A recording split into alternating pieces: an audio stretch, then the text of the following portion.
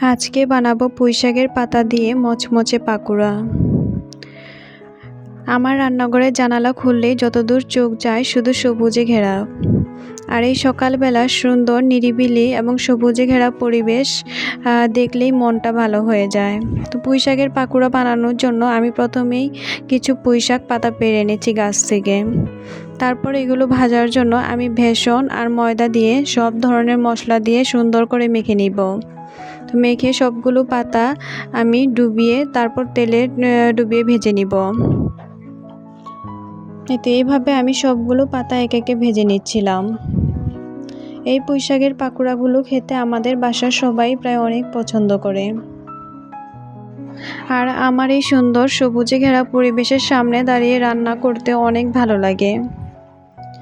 তো এইভাবেই আমি সবগুলো পাকোড়া ভেজে নিচ্ছিলাম। তো সকালবেলার নাস্তা বলে কথা, শুধু পাকোড়া খেলেই তো আর হবে না, এদিকে আমি কিছু রুটিও ভেজে নিচ্ছিলাম।